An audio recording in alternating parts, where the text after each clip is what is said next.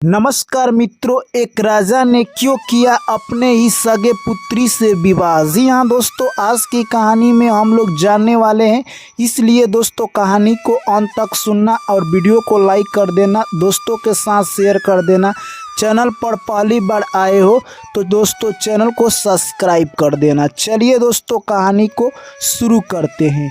एक बार की बात है, एक गांव में कहे तो दोस्तों गरीब व्यक्ति रहा करता था। उसके गांव के बगल में ही एक बहुत बड़ा राज्य था जिसमें एक राजा रहा करता था। दोस्तों उस राजा के 3 रानी थी। राजा काफ़ी प्रतापी था, वो युद्ध लड़ने में महारत हासिल कर चुका था। वो अपने आसपास के जो भी राजा थे उनको कई बार परास्त कर चुका था।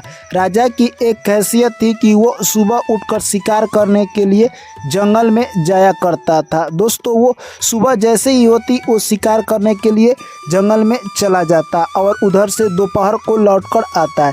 यही उसकी दिनचर्या चल रही थी। एक दिन की बात है, जब राजा जंगल में शिकार कर वापस लौट रहा था, तभी देखता है कि एक बूढ़ी माँ यानी एक रस्सी को बढ़ रही है और फिर उभार रही है। यह सब देखकर उस बूढ़ी माँ से कहता है कि हे बूढ़ी माँ, तुम इस रस्सी को बार बार लपेट रही हो और फिर उभार रही हो, आखिर ये क्या कर रही हो। तभी बूढ़ी माँ कहती है कि मैंने एक बार रस्सी उभार दिया और लपेट दिया तो इससे एक व्यक्ति का भाग लिख दिया। तभी वो राजा कहता है कि तुम्हारे रस्सी लपेटने और उभारने से किसी का भाग्य लिखा जाता है, तो तुम बताओ कि मेरे भाग्य में क्या लिखा है और मेरी शादी किससे होने वाली है। दोस्तों यह सब बात सुनकर वो वैभव माता थी कहने लगी कि हे राजन, तुम मेरे साथ अनर्गल बातें क्यों कर रहे हो और तुम मेरे साथ मजाक क्यों कर रहे हो। जाओ, तुम्हारे भाग्य में मैंने लिख दिया है कि अब तुम्हारी शादी तुम्हारे सगे पुत्री से होगी। यह बात सुनकर दोस्तों वो राजा काफ़ी उदास हो जाता है और माता वैभव से कहता है कि हे माता, आप मुझे क्षमा कर दीजिए। तभी वो वैभव माता कहती है कि हे पुत्र, मैंने जो एक बार लिख दिया इसे कोई नहीं बदल सकता है। मैंने कह दिया है कि अब तुम्हारी शादी तुम्हारे सगी पुत्री से होगी तो वो होकर रहेगी, इसे कोई टाल नहीं सकता है। दोस्तों राजा काफ़ी चिंतित हो जाता है और वहाँ से सीधे घर जाता है। घर जाकर दोस्तों राजा यानी आज खाना नहीं खाता है। यह सब देखकर राजा के 3 रानियाँ उदास हो जाती है और कहती है कि हे स्वामी, आपका उदास होने का मेन कारण क्या है। तभी राजा कहता है कि देखो रानियों, हम जब यानी शिकार कर जंगल से आ रहे थे तभी एक वैभव माता मिली और उसने मुझे एक श्राप दिया है। उसने कहा है कि जाओ, तुम्हारा अब शादी तुम्हारे सगे पुत्री के साथ होगा। तभी उसमें से एक रानी कहती है कि आखिर ऐसा उसने क्यों किया। तभी वो राजा कहता है कि मैंने उनसे पूछ लिया कि आप क्या कर रही हो और फिर मैंने पूछा कि मेरी शादी किससे होगी, तभी वो वैभव माता ने मुझे श्राप दिया। तभी 3 रानियाँ उस राजा को यानी कहे तो हिम्मत दिला रही थी और कहती है कि हमारे पास तो कोई अभी संतान ही नहीं हुई है और हमारे पास अगर पुत्री होगी तब तो ये समस्या उत्पन्न होगी कि आपकी शादी होगी, ऐसा हम लोग नहीं करेंगे। दोस्तों अब राजा के थोड़ा सा दिमाग पर से कहे तो टेंशन हट गया और वो अपनी ज़िंदगी जीने लगा। कुछ समय के बाद दोस्तों राजा के एक रानी ने गर्भ धारण किया। राजा काफ़ी खुश था। दोस्तों ऐसे ही समय निकलता गया और प्रसव का समय नज़दीक आ गया। रानी ने एक सुंदर सी लड़की को जन्म दिया। जैसे रानी होश में आती है तब उन्हें पता चलता है कि मैंने अपने पति का जान संकट में डाल दिया है, क्योंकि उस बूढ़ी माँ की कही हुई बात लग रही है कि सच ना हो जाए। दोस्तों रानी सोचती थी कि इस लड़की को मैं रातों रात अगर मरवा देती हूँ तो मेरे ऊपर पाप लगेगा। मैं इस लड़की को किसी जंगल में या कहे तो किसी झाड़ी में फेंकवा देती हूँ।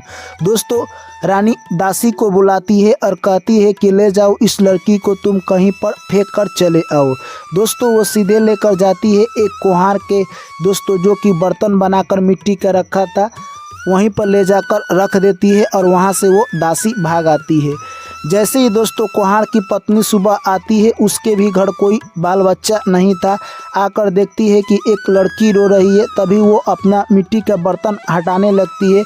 उसी में से एक लड़की निकलती है जो कि देखने में एक चांद की टुकड़ा लग रही थी। दोस्तों यह सब देखकर कुहारिन काफ़ी खुश हो जाती है और अपने पति को जाकर ये सारा बात बता देती है। दोनों भगवान को लाख लाख शुक्रिया अदा देने लगते हैं और उस लड़की का लालन पालन कहे तो पोषण पालन अच्छी तरह से करने लगते हैं। धीरे धीरे वो लड़की अब बड़ी हो जाती है। वो अपना पढ़ाई लिखाई भी पूरी कर लेती है। दोस्तों अब यानी कहे तो वो अपने माता पिता के साथ अब उनके कामों में हाथ बटाने लगी। अब वो लड़की सुबह में मिट्टी की बर्तन बनाया करती थी।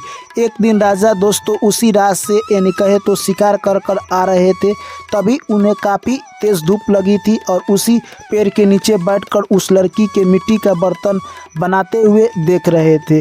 तभी राजा ने सोचा कि काश इस लड़की से मेरी शादी हो जाती। ये कितना सुंदर है, एक चांद की टुकड़ा लग रही है और ये मिट्टी की बर्तन बना रही है। दोस्तों सीधे राजा घर आते हैं और अपना सारा कहानी कहे तो अपने रानियों से कह देते हैं। तभी उनकी तीनों रानियां कहती है कि हे राजा साहब, आप उतावलेपन मत होइए, आप इस प्रस्ताव को हजाम के द्वारा भेज सकते हैं। तभी राजा जाते हैं और हजाम को यह सब सूचना कहकर उस कुम्हार के घर भेजवा देते हैं। जैसे ही उसका पिता सुनता है, बोलता है कि ये भला कैसे संभव हो सकता है कि राजा हमारे लड़की से शादी करेंगे।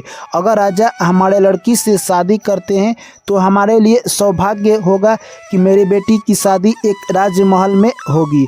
दोस्तों उसके बाद यानी कहे तो वो कुम्हार यानी शादी करने के लिए मान जाता है और कुछ दिनों के बाद राजा के साथ उस लड़की की शादी हो जाती है। दोस्तों यह सब शादी देखकर उन्हीं के घर यानी कहे तो राजा जो थे उनके पास में एक गरीब व्यक्ति था। उसके घर यानी एक बकरा और बकरी थे। बकरा और बकरी ने यह सब देख लिया और वो लोग सभी कहानी जान रहे थे कि ये राजा की लड़की है। दोस्तों वो बकरा और बकरी आपस में ही बात कर रहे थे। तभी बकरा कहता है कि हे बकरी, तुम सुनती हो, ये अनर्थ हो रहा है। राजा आज अपने ही लड़की से शादी कर लिया है। अब उसके साथ सुहाग रात मनाने वाला है। अगर राजा अपने लड़की के साथ रात बिता लेगा तो ये धरती पर अनर्थ हो जाएगा। यानी इससे पहले कि मैं भगवान से यही दुआ करूंगा कि मुझे सुनाई ना दे और मैं कुछ बोल ना पाऊँ। दोस्तों दोनों यही सब बात कर रहे थे और कुछ देर में कहे तो बकरा और बकरी ने बोलना बंद कर दिया। यह सब बात छुपकर दोस्तों रानी सुन रही थी और जैसे ही वो सुनती है तभी रानी को पता चल जाता है कि मैंने जिस लड़की को जन्म दिया था शायद वही लड़की है और मेरे पति के लिए एक यानी कहे तो संकट खड़ी कर दी।